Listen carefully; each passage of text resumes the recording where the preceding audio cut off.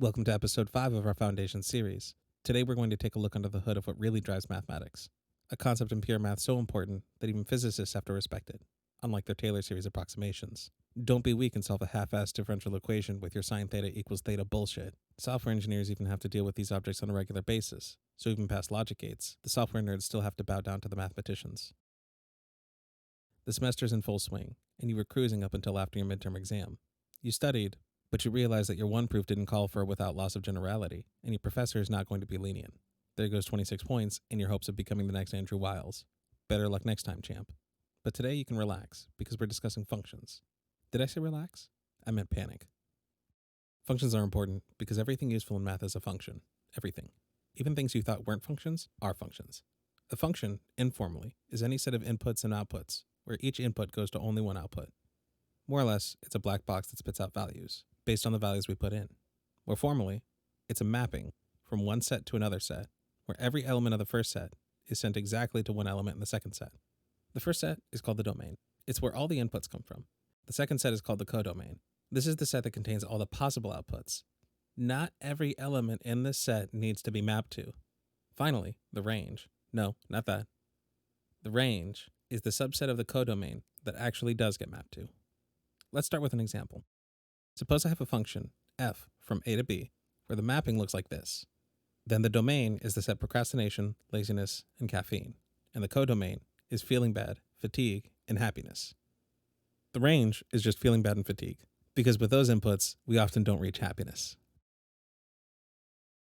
For a familiar example, consider a function, let's call him Gary, whose domain and codomain are both r, or the set of real numbers. Let's say Gary is defined by Gary of x equals x squared. Gary is that obnoxious coworker that always seems to be happy about everything. He squares everything and makes it positive. What a dick. But he teaches us a lesson. Because his input is the set of real numbers, and any real number squared is non-negative. This means that the set of actual outputs, or the range, is r plus with 0, or the set of non-negative real numbers, which means Gary is missing out on half of life. I'm going to have to ask all the anti-vaxxers of the video to leave, because next we're going to take a moment to discuss injections. Not those, I mean one-to-one mappings. A function is one-to-one if every output that gets mapped to has a unique input. Formally, if f of x1 equals f of x2, then x1 must equal x2. Gary is not one of those, since Gary of -1 equals Gary of 1, and clearly 1 doesn't equal -1. It is also equivalent to say a function is one-to-one if you have two inputs, x1 and x2, that are not equal, and that implies that f of x1 and f of x2 are also not equal, since it is the contrapositive of the statement. Consider a function f from r to r, defined by f of x equals 3x plus 7. If we assume f of x1 is f of x2, we establish that 3x1 plus 7 equals 3x2 plus 7. Subtracting 7 from both sides, we get 3x1 equals 3x2. If we divide 3, we get x1 equals x2, which is our conclusion, and therefore f is an injection. Next, we'll talk about surjections. A surjection is a mapping where the range is equivalent to the codomain. In other words, for every y in the codomain, there exists an x in the domain, such that f of x is y. So in other words, if I have a function, which we'll call Jerry, and Jerry maps the set analysis, abstract algebra, topology, and number theory to the set miserable, overworked, and confusing, it could look like this. Since every element in the codomain is being mapped to, this means that the function is surjective or onto. Let's take another look at Gary and redefine him. Gary now maps r to r plus union 0. We've just redefined the codomain, but Gary of x is still x squared. Let's first take an arbitrary element from the codomain, y. We must show there exists an element x such that x squared equals y.